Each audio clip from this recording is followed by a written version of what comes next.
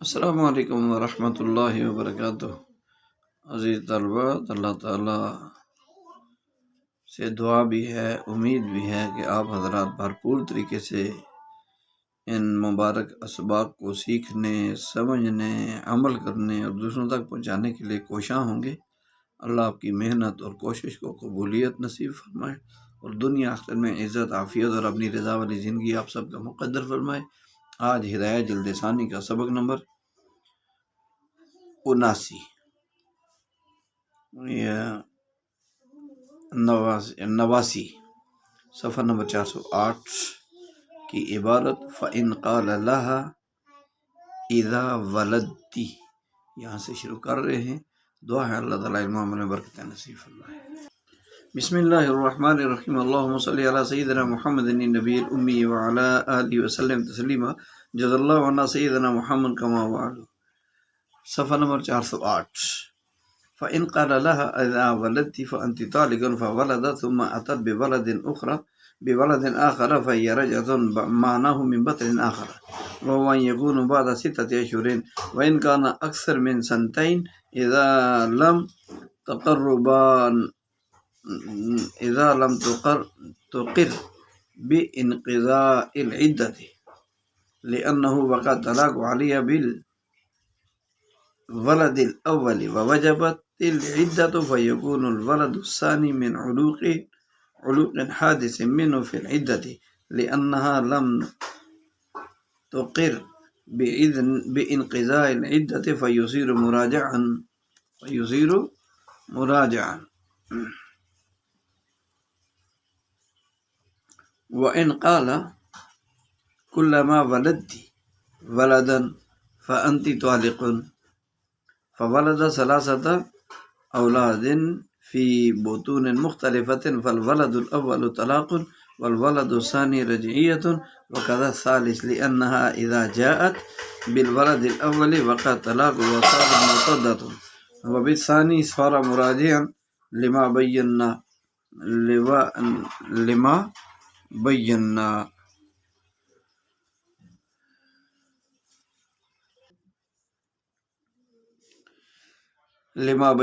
إنه يجر العلوق بوطء حادث في العدة ويقع الطلاق الثاني بولادة الولد الثاني لأن اليمين معقودة بكلمة كلما ووجبت العدة وبالولد الثالث صار مراجعا لما ذكرنا وتقع الطلاق الثالثة بولادة الثالث ووجبت العدة بالأقراء لأنها حامل من ذوات الحيز حين وقع الطلاق والمطلقة الرجعية تتشوف وتتزين لأنها حلال للزوج إذا النكاح قائم بينهما ثم الرجعة مستحبة والتزيين حامل عليها فيكون مشروعا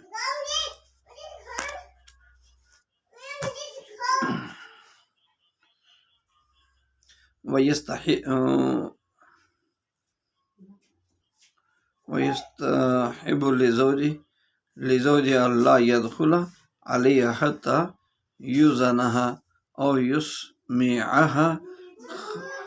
خفقا عليه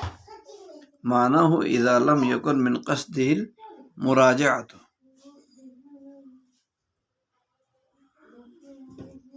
لأنها بما تكون مجردة فيقع بصره على موضع يصير به مراجعا ثم يطلقها فتطول عليها العدة وليس له أن يسافر بها حتى يشهد على رجعتها وقال زفر رحمه الله تعالى له ذلك لقيام النكاح ولهذا له أن يغشاها عندنا ولنا قوله تعالى ولا تخرجوهن من بيوتهن الآية ولأن تراخي عمل المبتل لحاجته إلى المراجعة فإذا لم يراجعها حتى انقضت المدة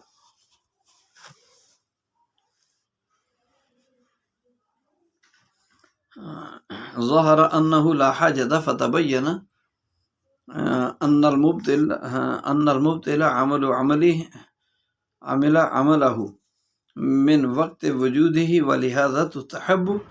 اقراء من العدة فلم يملك الزوج الإخراج إلا أن يشهد على رجعتها فتبطل العدة ويتقرر ملك الزوج وقوله حتى يشهد على رجعتها معناه الاستحباب على ما قدمناه والطلاق الرجعي لا يحرم الوطي وقال الشافعي رحمة الله عليه يحرمه لأن زوجية زائلة لوجود القاطع وهو الطلاق ولنا أنها قائمة حتى يملك مراجعتها من غير رضاها لأن حق الرجعة ثبت نظرا للزوج ليمكنه التدارك عند اعتراض الندم وهذا المعنى يوجب استبداده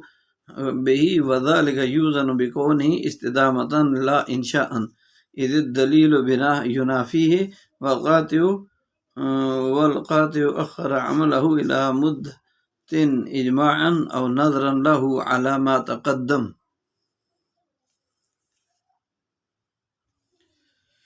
یہاں سے یہ بتانا چاہتے ہیں کہ پھر اگر شوہر نے بیوی سے کہا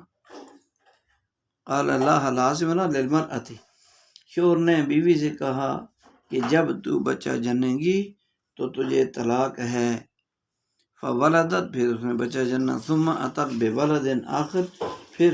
دوسرا بچہ بھی جنا، تو یہ دوسری ولادت رجعت ہے. فہیہ سے مراد ولد الثانی، تو یہ دوسری ولادت جو ہے یہ کیا ہے؟ رجعت ہے. معنی یہ ہے کہ من بطن آخر وهو يكون بعد 6 اشہر، اس کا مطلب یہ ہے کہ وہ دوسرے بطن سے ہوا، دوسرا بچہ دوسرے بطن سے ہوا، اور بطن ثانی یہ ہے، والبطن الثانی، اور بطن ثانی یہ ہے کہ دوسرا بچہ 6 مہینے کے بعد ہو، وهو ان يكون بعد 6 اشہر، اور یہ بچہ بطن ثانی ہے، دوسرا بچہ. اور بطن ثانی کیا ہے؟ وہ یہ ہے کہ دوسرا بچے کا جو دنیا میں آنا وہ 6 مہینے کے بعد ہو. وَإِنْ كَانَ، اگرچہ اکثر من سنتین، اگرچہ 2 سال سے زیادہ میں ہی ہو، اگرچہ 2 سال سے زیادہ میں ہو لیکن کم از کم مدت 6 مہینے ہونی چاہیے، زیادہ 2 سال سے بھی زیادہ ہو. لذا لم تقر بانقضاء العدت، بشرطے کہ عورت نے عدت کے ختم ہونے کا اقرار نہ کیا ہو، بشرطے کہ عورت نے عدت کے ختم ہونے کا اقرار نہ کیا ہو. لأنه وقع طلاق علیہ بالولد الاول، اس لیے کہ پہلے لڑکے سے بیوی پر طلاق تو واقع ہو چکی ہے، ووجبت العدت، اور عدت بھی واجب ہو چکی ہے. فیکون الولد الثانی من علوق حادث، تو لہٰذا دوسرا لڑکا ایک ایسی وطی، علوق بمانا جو ہے وہ وطی استقرار حمل، تو وہ جو ولد ثانی ہے یعنی دوسرا لڑکا وہ ایسی وطی سے ہوگا جو شوہر کی طرف سے عدت میں پیدا ہو گئی، جو شوہر کی طرف سے حادثن پیدا ہوئی فی العدت، عدت میں. اس لیے لأنہا لم تقر بانقضاء العدت، اس لیے کہ بیوی نے عدت کے پورا ہونے کا تو اقرار نہیں کیا، ختم ہونے کا اقرار نہیں کیا کہ میری عدت پوری ہو گئی، لہذا شوہر رجعت کرنے والا ہوگا. یہاں پر صورت مسئلہ یہ ہے کہ اگر شوہر نے بیوی سے یہ کہا کہ تم بچہ جنو گی تو تمہیں طلاق ہے، تو تمہیں طلاق ہے. چنانچہ عورت نے ایک بچہ جنا اور وہ طلاق والی ہوگی، ایک بچہ جنتے ہی وہ طلاق والی ہوگی. پھر 6 ماہ کے بعد اس نے دوسرا بچہ جنم دیا، تو اب یہ دوسرا بچہ جو جنا ہے اس مطلقہ عورت کے لیے رجعت ثابت ہو جائے گا، اگرچہ وہ 2 سال کے بعد ہی پیدا ہوا، بشرطے کہ عورت نے عدت ختم ہونے کا خود اپنی زبانی اقرار نہ کیا ہو. کیونکہ ابھی ہم نے پڑھا نا کہ بچہ 2 سال تک بھی ماں کے پیٹ میں رہ سکتا ہے کم از کم مدت، تو لہٰذا انقضاء عدت کے جو ہے وہ اقرار سے پہلے، یعنی عدت پوری ہو جانے کا اقرار کرنے سے پہلے جب بھی بچہ پیدا ہوگا یہ سمجھا جائے گا کہ شوہر نے پہلے بچے کے بعد عدت کے دوران بیوی سے جمع کیا تھا اور بیوی حاملہ ہو گئی تھی، لہذا اس کی عدت تو وہیں ختم ہو گئی تھی وضع حمل پر ہی،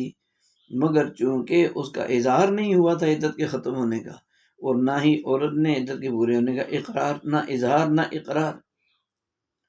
تو لہذا اس لیے ولد ثانی کی ولادت ہی کو اس عورت کی رجت قرار دیں گے، کیونکہ وہ رجت کی بہت بڑی علامت ہے۔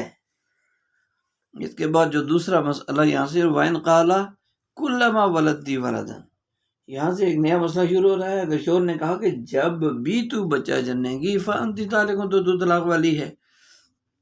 تو اس نے 3 بچے 3 مختلف جو ہے وہ بطون سے 3 بچوں کو جنم دیا، جنا، پس پہلا بچہ طلاق ہوگا، پہلا بچہ طلاق ہے، دوسرا بچہ اور تیسرا بچہ یہ رجت ہے، لِأَنَّهَا، اس لیے اذا جاءت، کہ جب بیوی نے پہلا بچہ جنا تو واقع طلاق تو واقع ہوگی، وصارت معتدہ، اور یہ عدت والی ہوگی، عدت گزارنا شروع کر دیا اس نے، وبالثانی صار مراجعا، اور دوسرا بچہ جننے سے شوہر رجوع کرنے والا ہو گیا، کہ یہ دوسرا بچہ جو جنا ہے تو اس کا مطلب یہ ہوا کہ پہلے بچے کی ولادت کے بعد جو ہے شوہر نے رجوع کر لیا ہوا ہے، تو رجوع کرنے والا ہو گیا اس دلیل کی وجہ سے جو ہم نے بیان کر دی کہ حمل کا قرار تو ایسی وتی سے ہوگا جو کہ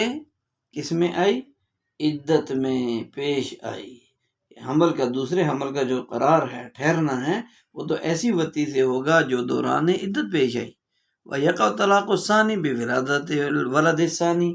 اور دوسرے بچے کی ولادت پر دوسری طلاق واقع ہو جائے گی، لِأَنَّ الْيَمِينَ مَعْقُودَةٌ بِمَعْنَى مُنْعَقِدَةٌ،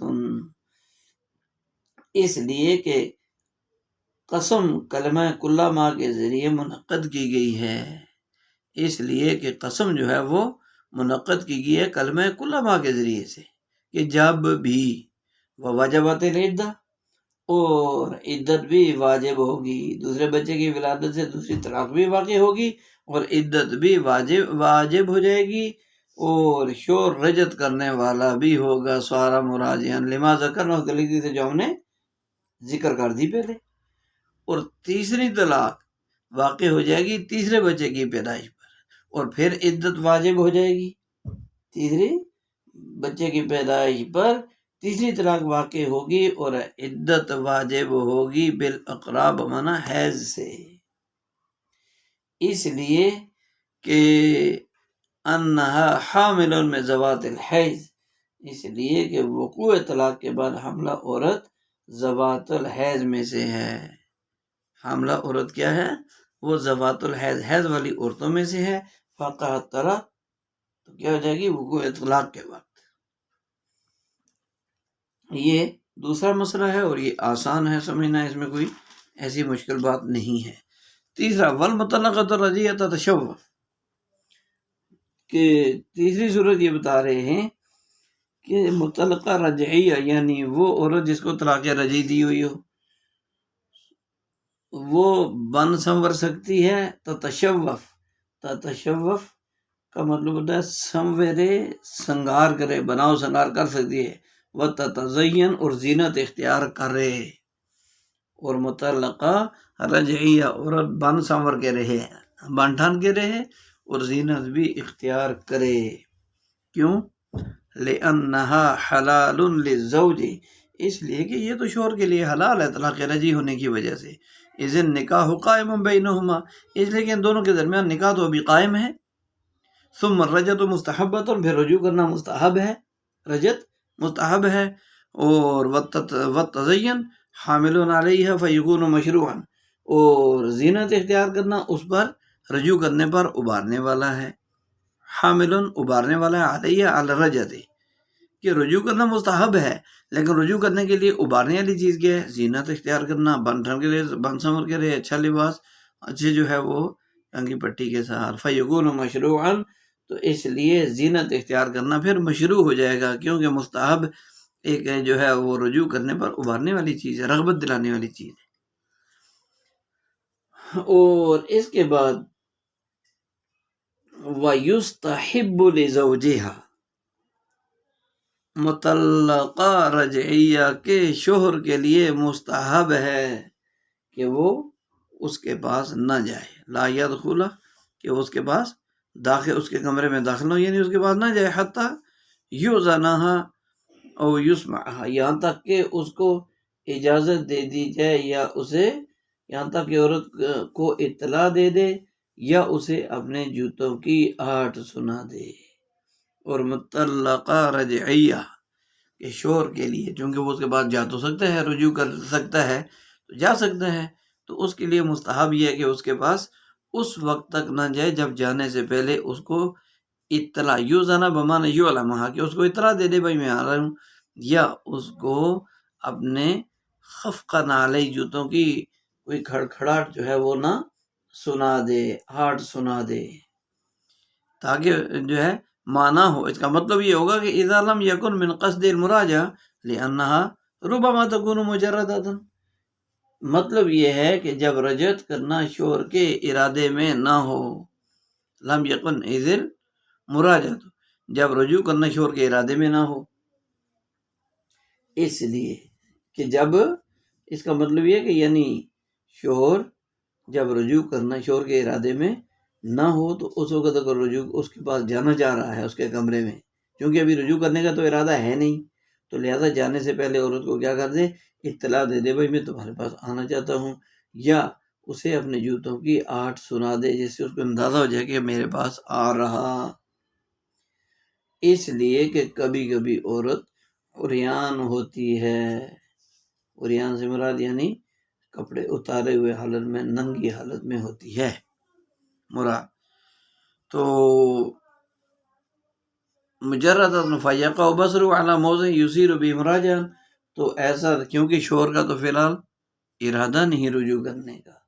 تو وہ کبھی ننگی ہو سکتی ہے، اور ہو سکتا ہے کہ شوہر کی نگاہ عورت کی ایسی جگہ پر پڑ جائے کہ وہ اس جگہ پر نگاہ کرنے کی وجہ پڑنے کی وجہ سے رجوع کرنے والا ہو جائے،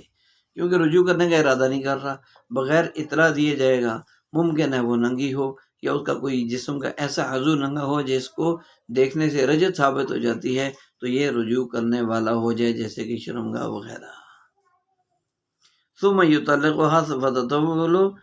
علیہ العدہ، اور پھر کیا ہو جائے کہ وہ شوہر اس کو طلاق دے دے، اور عورت پر عدت دراز ہو جائے، اور عدت دراز ہو جائے تو لہذا اس سے بہتر ہے کہ پہلے اس کو بتا کر جائے۔ وَلَيْسَ لَهُ أَن يُسَافِرَ بِهَا، اور شوہر کے لیے اجازت نہیں ہے، شوہر کے لیے اجازت جائز نہیں ہے، کیا جائز نہیں ہے کہ وہ اس کے ساتھ سفر کرے، مطلقہ رجعیہ کے ساتھ سفر کرنا جائز نہیں ہے، حتی یشہد اعلیٰ رجعتہ، یہاں تک کہ اس کی رجوع کرنے پر گواہ قائم کر لے، جب رجوع کرنا چاہتا ہے تو رجوع کرنے کے گواہ قائم کر لینے چاہیے، ورنہ کیا ہوگا، ورنہ یہ ہوگا کہ اس کے ساتھ سفر کرنا جائز نہیں ہوگا۔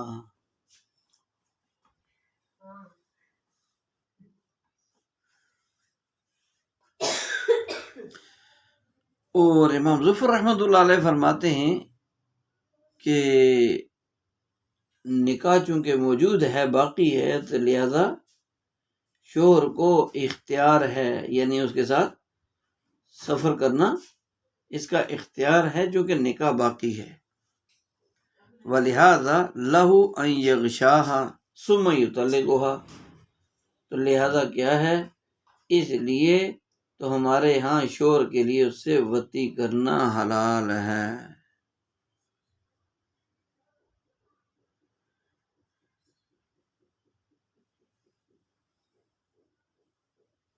وطی کرنا حلال ہے۔ ولانا سے ہماری دلیل دے رہے ہیں، قول تعالی، اللہ تعالیٰ کا ارشاد، وَلَا تَخْرُجُوهُنَّ مِن بُيُوتِهِنَّ، کہ عورتوں کو ان کے گھروں سے مت نکالو، وَلَا تُخْرِجُوهُنَّ مِن بُيُوتِهِنَّ، ان کو گھروں سے نہ نکالو، اس ہماری دلیل اور قرآن کریم کی آیت ہے۔ وَلِأَنَّ تَرَاخِي عَمَلٌ مُبْطِلٌ، اور دوسرا یہ بھی ہے، دوسری دلیل عقلی، اور اس لیے بھی کہ مبتل کے عمل کا مؤخر ہونا مراجعات کی طرف شور کی ضرورت کے پیش نظر ہے، شور کی ضرورت کے پیش نظر ہے، رجوع کرنا شور کی ضرورت ہے،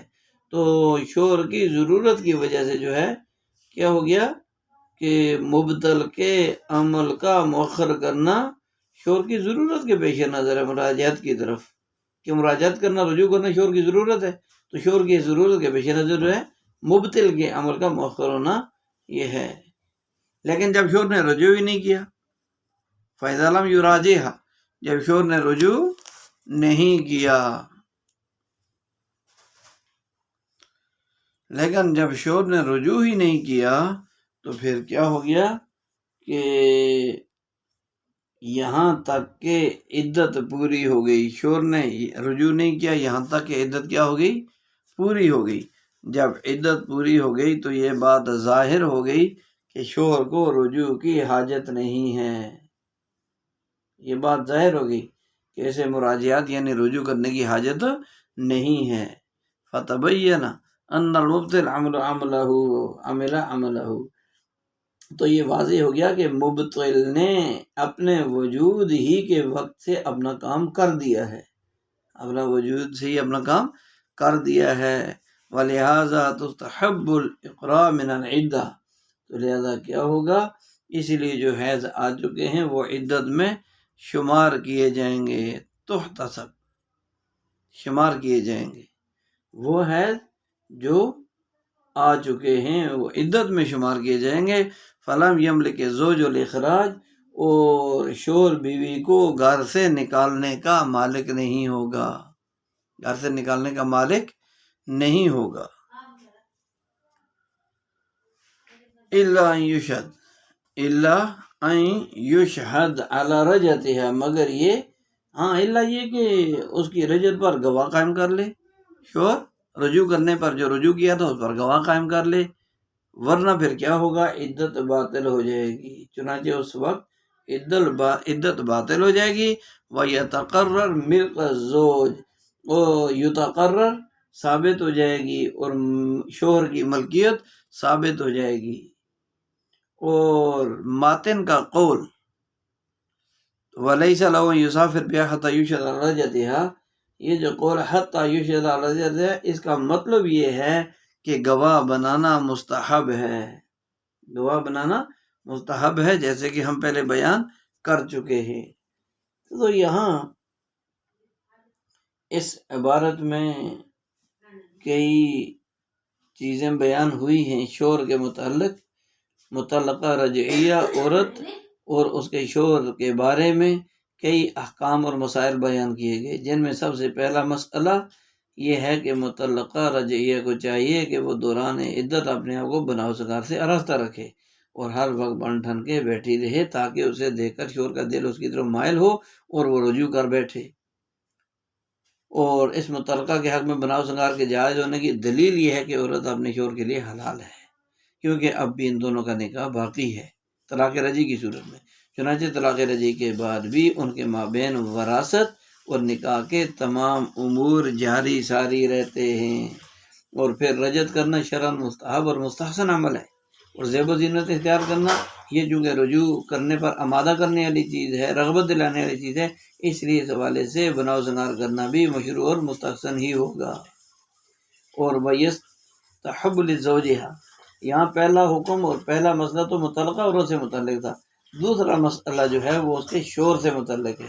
جس کا خلاصہ یہ ہے کہ اگر طلاق رجعی دینے کے بعد شور کا رجوع کرنے کا ارادہ ہی نہ ہو اور وہ بیوی سے علیحدگی کی خواہش رکھتا ہو، تو اب اسے چاہیے کہ جس گھر میں بیوی رہتی ہے اس گھر میں اطلاع کے بغیر داخل نہ ہو،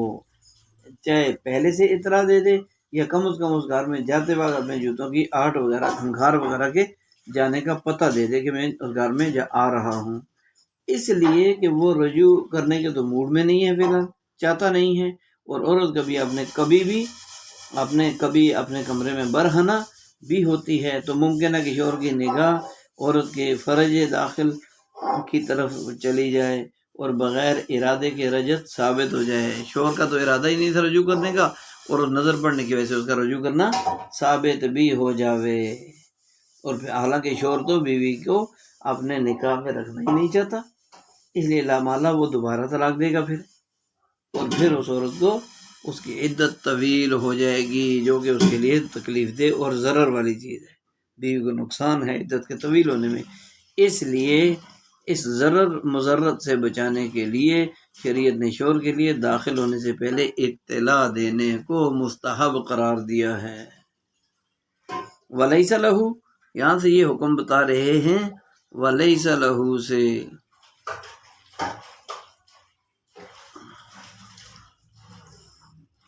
وَلَيْسَ لَهُ سے یہ بتانا چاہتے ہیں یہ حکم بھی شوہر کے بارے میں ہی ہے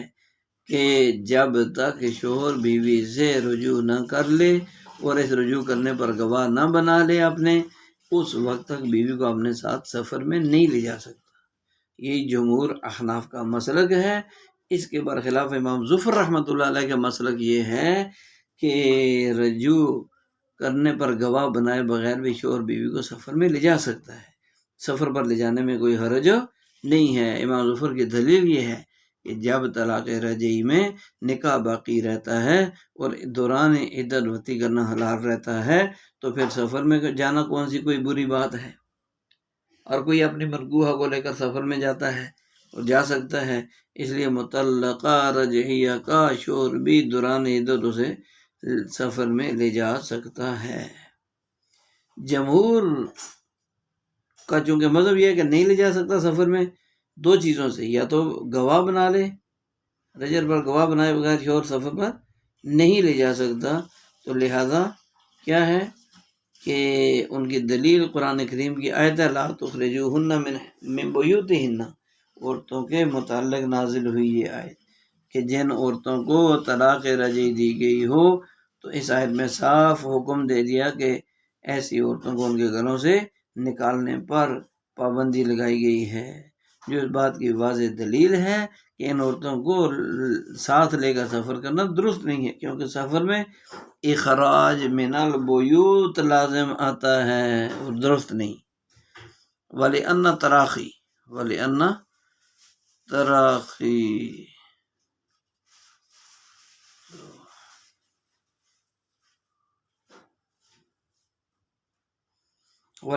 تراخی سے یہ بتانا چاہتے ہیں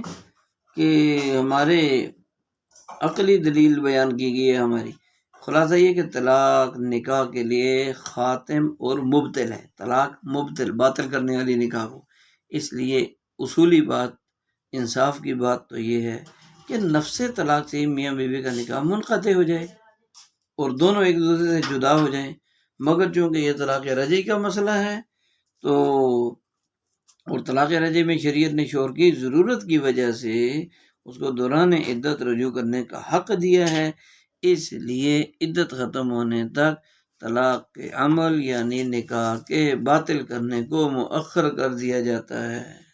لیکن اگر کوئی آدمی دوران عدت رجوع جو ہے وہ نہیں کرتا تو یہ واضح ہو جاتا ہے کہ اسے رجوع کرنے کی ضرورت ہی نہیں تھی، اور جب اسے رجوع کرنے کی ضرورت نہیں تو پھر طلاق دینے کے وقت ہی طلاق اپنا کام کرنے لگتی ہے اور اسی وقت سے عورت کو مطلقہ شمار کیا جانے لگتا ہے، کیونکہ اس عمل کو ایک حاجت کی وجہ سے اپنا کام کرنے سے روکا گیا تھا، مگر جب وہ حاجت نہیں رہی، حاجت نہیں رہی تو ظاہر ہے کہ اب ممانعت بھی باقی نہیں رہے گی، اور ایقاع طلاق کو واقع کرنے کے وقت ہی عورت کو بائنا سمجھا جائے گا۔ اس لیے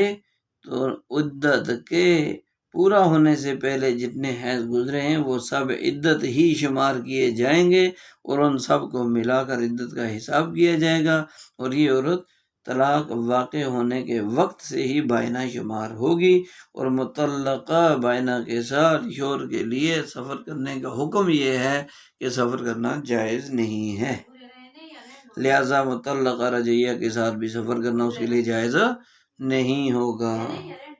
ہاں اگر شوہر رجوع کرنے پر گواہ بنا لیتا ہے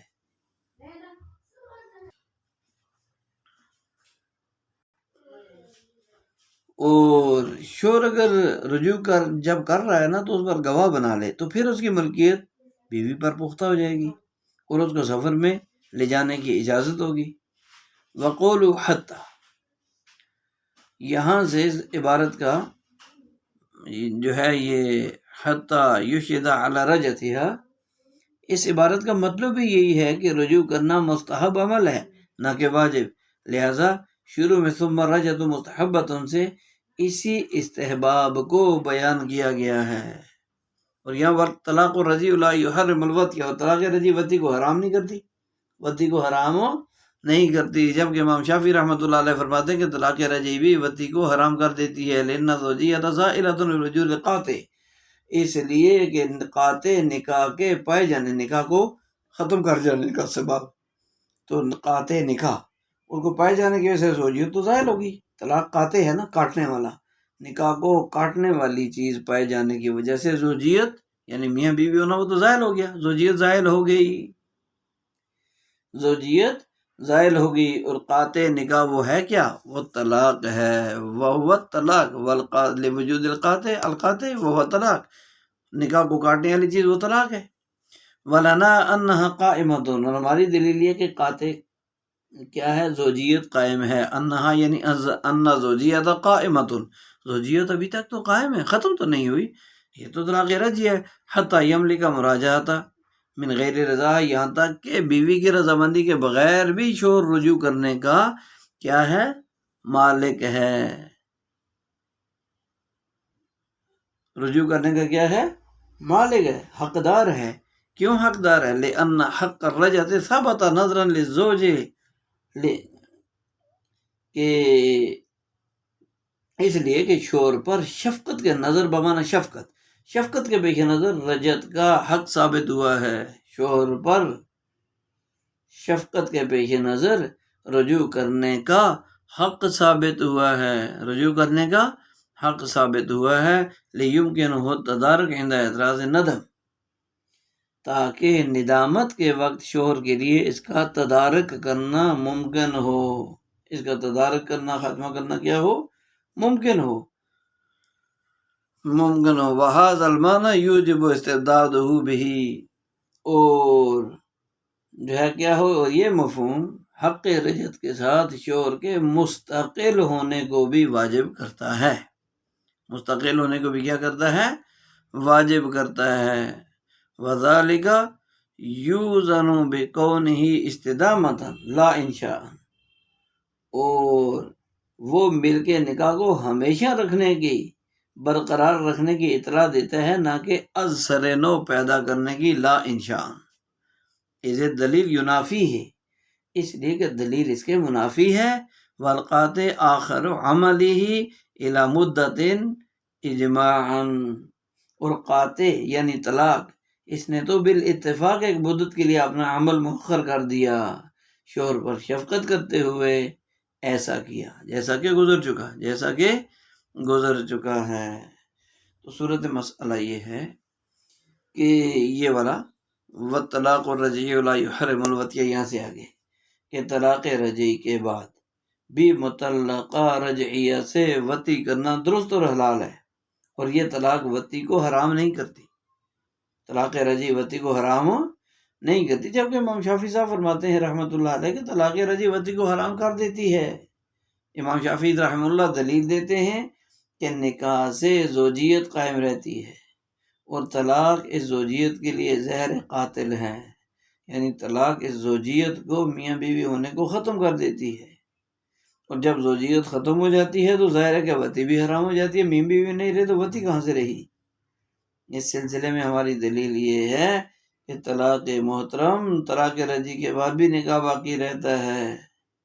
اسی وجہ سے تو عدت کے دوران بیوی کی رضامندی کے بغیر بھی شوہر کے لیے اس سے رجوع کر لینے کا حق باقی رہتا ہے، اور رجوع کرنا بھی کوئی بات نہیں، مشکل کام نہیں ہے، وطی کر لی، بوسہ لے لیا، چوما چاٹی کر لی، چھیڑ لیا، بس اس سے جو رجعت ہو گئی، کیونکہ یہ حق رجعت شوہر پر شفقت کے پیش نظر ثابت ہوا ہے، تاکہ اگر کبھی بھی شوہر کو اپنی حرکت پر شرمندگی، طلاق دینے والی حرکت پر شرمندگی اور ندامت ہو تو وہ رجعت کر کے شرمندگی کو دور کر سکے۔ اور یہ معنی اور مطلب اس وقت ثابت ہوگا جب حق رجعت کے سلسلے میں شور مستقل مزاج رہے، کیونکہ شور جب مستقل رہے گا تب ہی تو اس کے حق میں کامل طور پر شفقت ہو سکے گی، اور حق رجعت کے حوالے سے شور کا مستقل مزاج ہونا اس بات کی علامت ہے کہ رجعت نکاح کو باقی رکھنے کا نام ہے، نہ کہ ختم کر دینے کا، اور نہ ہی ابتداء نکاح کرنے کا۔ لہذا جب رجعت نکاح کے باقی رکھنے کا نام، تو پھر جب تک یہ حق باقی رہے گا، یعنی جب تک عدت کا زمانہ باقی رہے گا، اس وقت تک وطی کرنا بھی حلال اور درست رہے گا۔ والقاطع آخرہ، یہاں سے بتانا چاہتے ہیں امام شافعی کی دلیل کا جواب، جس کا خلاصہ یہ ہے کہ جناب طلاق رجعی میں قاطع کس کو کہتے ہیں؟ طلاق کو، جو زوجیت کے لیے قاطع ہے، منقطع کرنے والی چیز۔ تو کہتے ہیں کہ طلاق رجعی میں قاطع یعنی طلاق نے اپنے عمل کو عدت پورا ہونے تک کے لیے مؤخر کر دیا۔ لہذا جب قاطع یعنی طلاق کے عمل کو عدت پورا ہونے تک مؤخر کیا جا سکتا ہے اور کر دیا گیا ہے، تو پھر مذکورہ قاطع اور زوجیت میں کوئی منافات نہیں ہے، کوئی منافات نہیں ہے۔ اور جب قاطع یعنی طلاق رجعی اور زوجیت میں کوئی منافات نہیں ہے، تو پھر اس قاطع کے پائے جانے کے باوجود بھی وطی کرنا درست اور حلال۔ نظراً لہو فرماتے ہیں کہ قاطع کے عمل کو یا تو اجماع امت سے مؤخر کیا گیا، یا پھر شور پر شفقت کے پیش نظر اس کے عمل کو مؤخر کیا گیا، جیسے کہ اس سے پہلے گزر چکا ہے۔ اللہ تعالی ہمیں علم عمل میں برکتوں سے مالا مال فرمائے۔ ان علوم اور اسباق کو سیکھنا سمجھنا، پوری دنیا تک پہنچانا آپ صلی اللہ علیہ وسلم صحابہ کی طرح آسان فرمائے۔ سبحان ربک رب العزت عما یصفون وسلام علی المرسلین والحمد للہ رب